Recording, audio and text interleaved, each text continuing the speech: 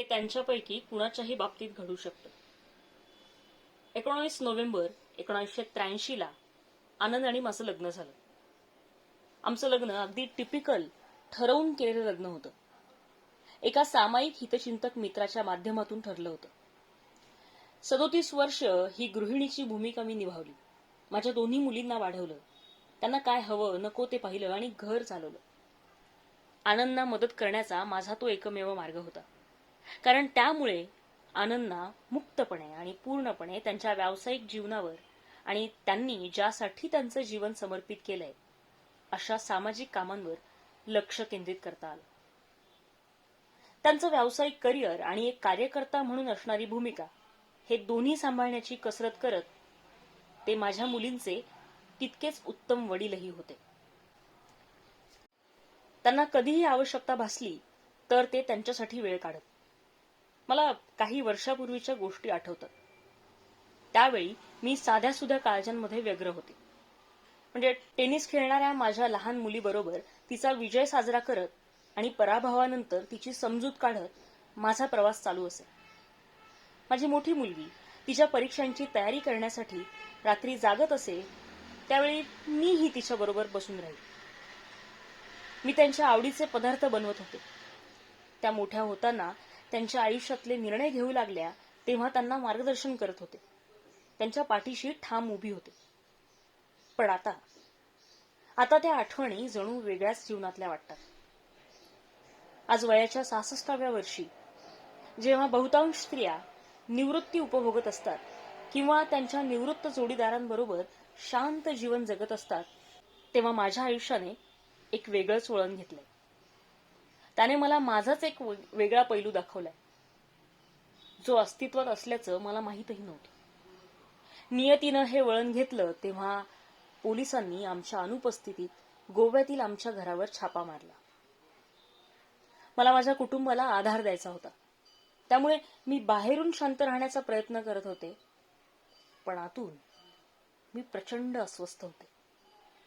माझे पती आणि आमचं घर त्यांच्या छायाचित्रांसह टीव्हीच्या स्क्रीनवर ती बातमी आली तेव्हा लगेचच मी मुंबईहून गोव्याला जाण्यासाठी फ्लाईट बुक केली. माझे पती आणि मुली मुंबईतच राहिल्या. काही अपरिचित लोक आम्हाला न सांगता आमच्या खाजगी जागेत घुसले होते, त्यामुळे आता तिथे काय उरलंय हे मला पाहायचं होतं.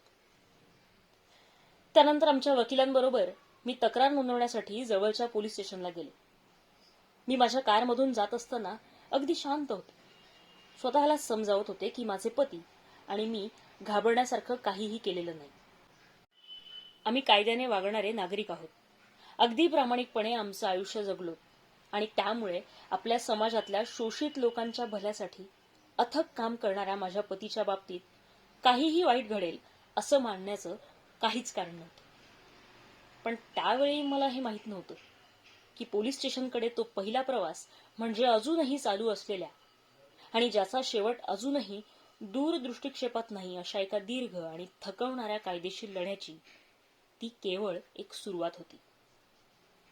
त्या घटनेनंतर आमची आयुष्य आम्ही कल्पनाही केली नव्हती इतकी बदलली. पण आनंदना त्यांच्या आयुष्यातला एक क्षणही कधी रिकामा घालवलेला आवडत नाही आणि त्यांच्या कुटुंबाकडूनही त्यांची हीच अपेक्षा असते. त्यांनी त्यांची व्याख्यानं देणं, त्यांच्या विद्यार्थ्यांच्या गरजांची काळजी घेणं सुरू ठेवलं. काही दिवसांपूर्वी घडलेल्या घटनेनंतरही, आणि तो केवळ त्यांना घाबरवण्यासाठी रचलेला बनाव होता हे स्पष्ट दिसत असूनही ते किती शांत होते याचं मला खूप कौतुक वाटतं. आनंद अगदी शरण जाण्यापूर्वीच्या आदल्या रात्रीपर्यंत काम करत होते. त्यांचे विद्यार्थी आणि सहकाऱ्यांवर त्यांच्या अनुपस्थितीमुळे फार ताण येणार नाही याची खात्री करत होते. त्यांची अनुपस्थिती जी किती काळासाठी असेल काहीच सांगता येत नव्हतं. आम्ही आमचं आयुष्य पूर्वीसारखंच जगण्याचा प्रयत्न करत असलो तरी अर्थातच आमच्या कॅलेंडरवर आम्हाला काही नव्या गोष्टींशी जुळवून घ्यायचं होतं. आम्हाला आता न्यायालयाच्या तारखा लक्षात ठेवायच्या होत्या. आनंदने त्यांच्या विरोधात लावलेले भयंकर आणि खोटे आरोप फेटाळून लावण्यासाठी एक केस दाखल केली होती. आजवरचा सर्वात क्रूर आणि लोकशाही विरोधी कायदा असलेल्या UAPA खाली आनंदवर गुन्हा दाखल करण्यात आला होता. हे पचवणं फार कठीण आणि त्रासदायक होतं. आनंद, एक 70 वर्षे वयाचा, घरदार, पत्नी, मुलं असणारा, कॉर्पोरेट व्यावसायिक, प्राध्यापक, कार्यकर्ता, लेखक असणारा मनुष्य, ज्याच्यावर या हिंसक दहशतवाद्यांसाठी असणाऱ्या कायद्याखाली गुन्हा दाखल झाला होता. 14 एप्रिल 2020 या दिवसाबद्दल मला काय वाटतं हे वर्णन करण्यासाठी माझ्याकडे शब्द नाही. एकतर त्या दिवशी आम्ही धक्क्यामध्येच होतो, पण तरीही त्यानंतर असा कोणताच दिवस उगवला नाही जेव्हा आम्हाला त्या दिवसाची आठवण झाली नाही. माझ्याकरता 2020 पूर्वी प्रत्येक 14 एप्रिल म्हणजे एक आनंदाचा दिवस होता. ती माझ्या आजोबांची, डॉक्टर बाबासाहेब आंबेडकरांची जयंती होती. जितकी वर्ष मी मुंबईत राहते त्या प्रत्येक वर्षी मी चैत्यभूमीला भेट देण्याची आणि मेणबत्ती पेटवून त्या महान माणसाच्या पुतळ्याला नमन करण्याची संधी चुकवली नव्हती, ज्याचं जीवन आणि यश हे भारतातलेच नव्हे तर जगभरातल्या कोट्यवधी माणसांच्या जीवनाला स्पर्श करणारं होतं.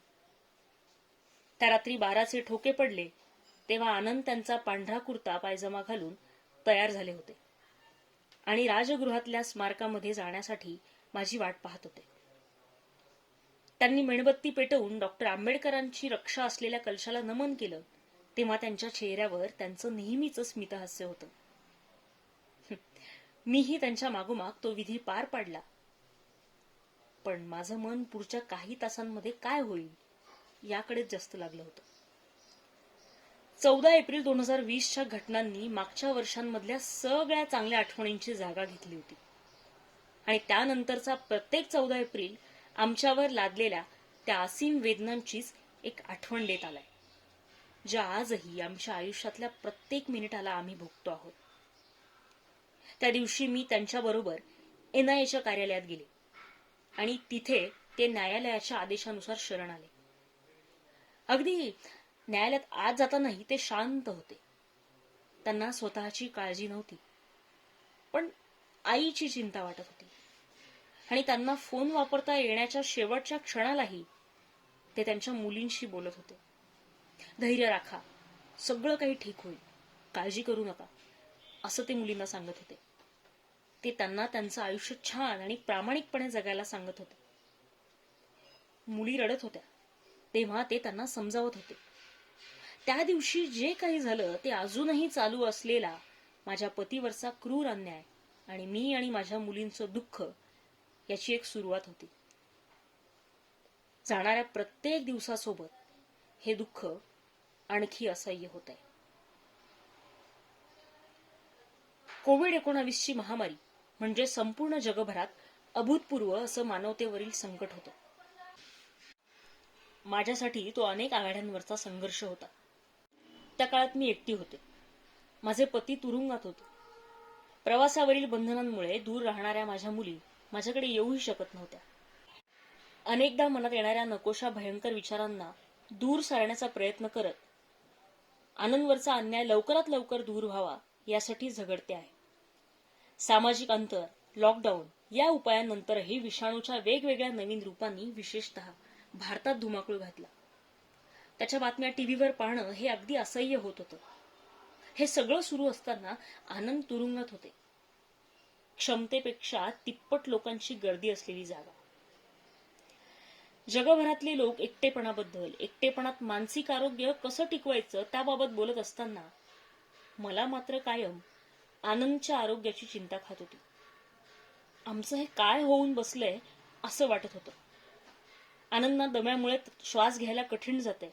त्यांना कोविड-19 ची बाधा झाली तर काय होईल या विचाराने माझा थरकाप होत होता. अर्थात तुरुंगात असलेल्या प्रियजनांपासून दूर राहणाऱ्यांच्या मानसिक स्थितीचं कोविड-19च्या महामारीच्या काळात काय होईल याबाबत कुणीही चर्चा करत नव्हतं. मुलाखतमध्ये आमच्या प्रिय व्यक्तीला भेटू देण्याची जी एक छोटीशी दया दाखवली जाते तिच्यापासूनही लॉकडाऊनमध्ये आम्ही कुटुंबीय वंचित होतो. त्याऐवजी दर आठवड्याला 10 मिनिटांच्या एका व्हिडिओ कॉलला परवानगी दिली गेली. माझ्या फोनच्या रिंगरचा आवाज नेहमीच पूर्ण मोठा केलेला आहे ना आणि वायफाय मॉडेमची कनेक्टिव्हिटी चांगली आहे ना याची सारखी मी खात्री करून घेईन. आनंद बरोबर बोलण्याची एकही संधी मला चुकवायची नसे. खरं सांगायचं तर माझे दिवस या अनियोजित साप्ताहिक कॉल भोवतीच फिरत असत.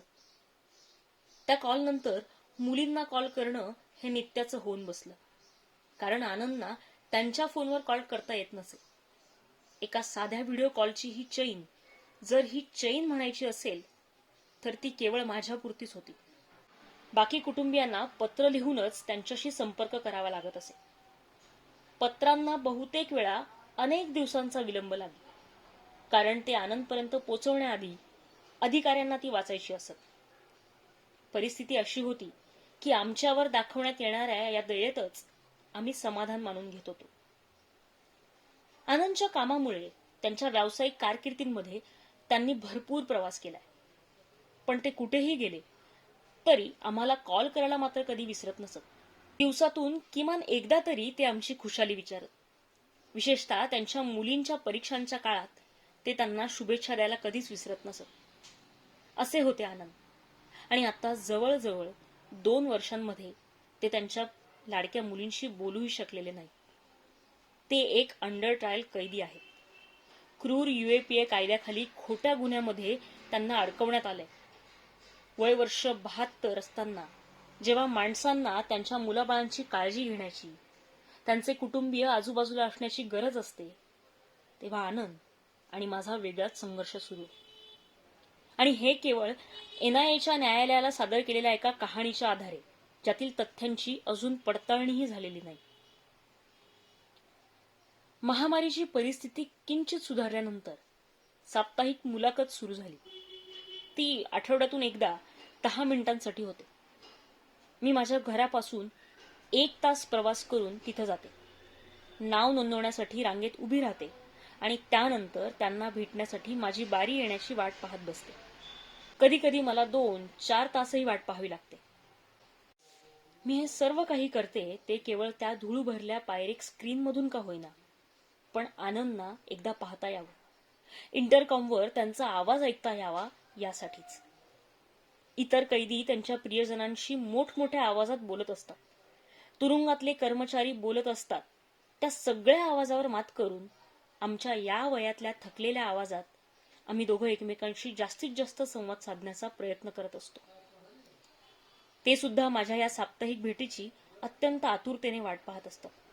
मागच्या 2 वर्षापासून त्यांना ज्या जगापासून सक्तीने दूर ठेवलं गेलंय, त्या बाहेरच्या जगाची खबरबात त्यांच्यापर्यंत पोहोचवणारा एक ओळखीचा चेहरा. बहुतांश लोकांप्रमाणे मुलाकातची माझी ही कल्पना चित्रपटांमधूनच बनलेली होती. पण मी नक्की हे सांगू शकते की भेटणाऱ्या दोन्ही व्यक्तींना सहन करावे लागणारे अपमान आणि त्रास चित्रपटांमध्ये सोयीस्कररित्या गाळून टाकलेले असतात. मार्च 2020 पर्यंत आनंद आणि माझं आयुष्य एक प्रतिष्ठेचं, सुखदायी असं आयुष्य होतं. आणि आम्ही नियमितपणे हे अशा रीतीने एकमेकांना भेटू असं आम्ही कधीच स्वप्नातही कल्पिलं नव्हतं. त्या मुलाकातमध्ये आम्ही एकमेकांचे हात हातात घेऊ शकत नाही, मिठी मारून एकमेकांचं सांत्वनही करू शकत नाही, पण आम्ही एकमेकांसमोर आपल्या वेदना लपवण्यात मात्र खूप तरबेज झालो, किमान तेवढ्या त्या 10 मिनिटांमध्ये तरी. माझ्या मुली त्यांना दर आठवड्याला पत्र लिहितात आणि तेही न कंटाळता त्यांना उत्तर लिहितात. ते 14 एप्रिल 2020 ला त्यांच्याबरोबर शेवटचे बोलले तेव्हा त्यांनी मुलींना जी ताकद दिली, जशी समजूत काढली, तसंच त्यांच्या सगळ्या पत्रांमधून ते करण्याचा नियमित प्रयत्न करतात. मला असं वाटतं की माझं आणि आनंदचं आयुष्य स्थगित झालंय.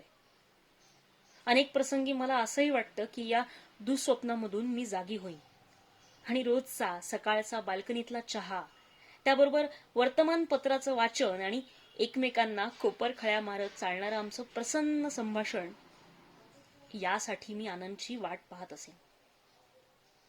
प्रत्येक जाणाऱ्या दिवसानंतर आणि न्यायालयातल्या प्रत्येक सुनावणीनंतर, जिची निष्पत्ती केवळ पुढची सुनावणीची तारीख एवढीच असते, असं वाटतं की आमच्या आत्ताच्या परिस्थितीला कारणीभूत असलेला हा गोंधळ आणि हा अन्याय कुणीही समजू शकत नाही. कदाचित त्यांना हे समजत नाहीये की त्यांच्यापैकी कुणाच्याही बाबतीत हे घडू शकतं.